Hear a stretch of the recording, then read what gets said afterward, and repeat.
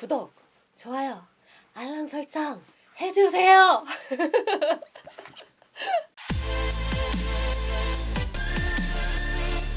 안녕하세요. 찐손TV의 최주의 손해사정사입니다. 중요한 거는 보험을 어떤 거부터 가입을 해야 될까? 실손이루비예요. 건강하실 때 실손이루비를 가입하시는 게 너무 좋습니다. 내가 일단은 실손이루비를 가입을 했어요. 자, 축하드립니다. 이제 치료비 걱정은 안 하셔도 돼요. 그런데 내가 운전을 해요. 저도 운전을 하거든요. 운전자 보험을 들어야 될까요? 운전자 보험이 보험료가요. 네, 10,000원부터 뭐 30,000원, 50,000원, 100,000원 뭐 종류는 다양해요. 만들기 나름일 테니까 그거는. 그런데 운전자 보험을 또 가입해야 돼요? 라고 하시는 분이 있으세요. 무조건 가입해야 됩니다. 왜냐하면 내가 운전을 할 때 피해자가 됐을 땐 상관이 없어요. 상대방한테 손해배상을 받으면 되니까요. 근데 문제는 내가 가해자가 됐을 때예요. 예를 들어서 얘기를 드릴게요. 내가 운전을 하고 가다가 너무 급한 거야. 과속을 했어. 과속하고 횡단보도가 앞에 있는데 브레이크를 밟아서 천천히 서행을 했었어야 됐는데 사람을 못 봤네요. 치였어요. 근데 그 피해자분이 사망을 했다고 쳐요. 여기서 세 가지 문제가 발생을 하게 됩니다. 형사적인 책임이 발생하게 되고요. 행정적인 책임이 발생하게 되고 최종적으로 민사적인 책임까지 발생을 하게 돼요. 그럼 그게 뭐예요? 라고 얘기하시는 분들이 있어요. 내가 보험을 들어놨으니까 괜찮은 거 아니에요? 자동차 보험을 들었잖아요. 네, 1년마다 가입하는 자동차 보험, 의무보험이기 때문에 거의 다 가입이 되어 있으신데요. 거기서는 민사적인 책임만 나가게 돼요. 그것도 한도를 무한으로 해놓는 경우만. 대인배상 2를 무한으로 하신 분들 같은 경우에는 민사적인 책임을 전부 다 그걸로 해결을 할 수 있어요. 근데 문제는 두 가지가 남았잖아요. 행정적인 책임하고요. 형사적 책임이 발생을 하게 돼요. 벌금이나 면허 정지나 면허 취소 같은 경우에는 나중에 행정처분을 받게 돼요. 그게 행정적 책임이에요. 그럼 형사적인 책임이 발생을 하는데요. 12대 중과실에 해당하거나 피해자가 중상에 해당하는 그리고 또는 사망하는 경우에는 형사적인 합의를 따로 하셔야 돼요. 무조건 하셔야 돼요. 그런 부분에서 보상이 나가는 걸 운전자 보험에서 배상을 해주는 거예요. 운전자 보험은 10,000원짜리도 있어요. 10,000원 커피 2잔만 아끼시면 됩니다. 그래서 대부분 설계사분들이 그런 얘기를 해요. 커피 2잔 아끼자. 보험 가입해라. 근데 이거는요. 의무적으로 가입을 하셨으면 좋겠어요, 사실. 제가 왜냐면 피해자였기 때문에 저도 형사합의를 했거든요. 피해자를 위해서도 좋고요. 가해자를 위해서도 필요한 보험이에요, 운전자 보험은요. 그리고 만약에 내가 실비도 가입을 했고 운전자 보험도 가입을 했는데 약간의 여력이 더 있어요 라고 얘기하시는 분들이 있으시면 암보험을 추천을 드려요. 암보험도 있고 3대 진단금이라고 해서 심혈관, 뇌혈관까지 이제 포함해서 담보하는 보험이 있는데요.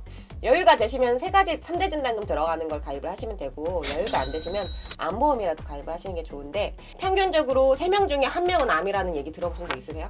그 전까지만 해도 믿질 않았어요. 근데 이제 주변에 어머님이나 아버님, 친구 어머니, 아버님부터 시작해가지고 암으로 치료받으시고 수술하시는 분들이 조금 늘어나니까 아, 나중에 내가 한 40 정도 됐을 때 진짜 3명 중에 1명은 암이겠구나 라는 생각이 들어요. 그런데 내가 만약에 암에 걸렸다.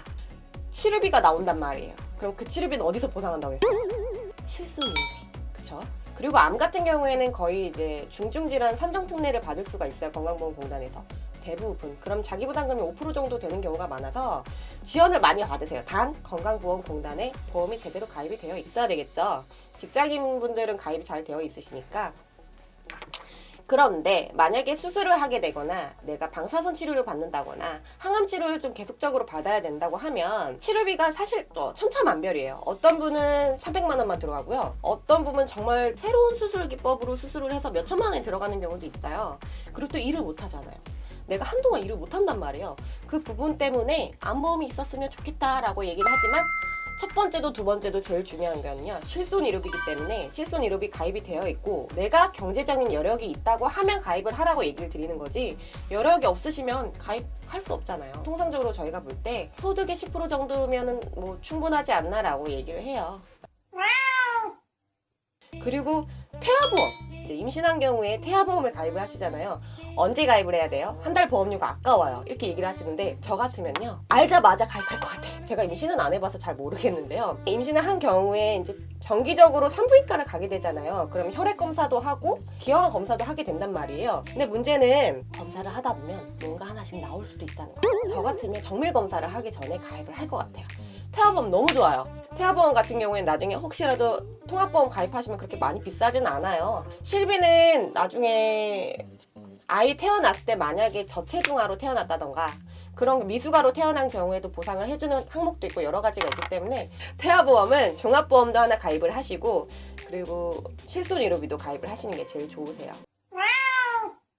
가입 시기에 대해서 이제 얘기를 하니까 생각이 나는 건데 건강할수록 보험료가 싸요. 당뇨가 있거나 고혈압이 있는 경우에는 할증이 붙게 돼요. 비싸게 가입을 할 수밖에 없겠죠.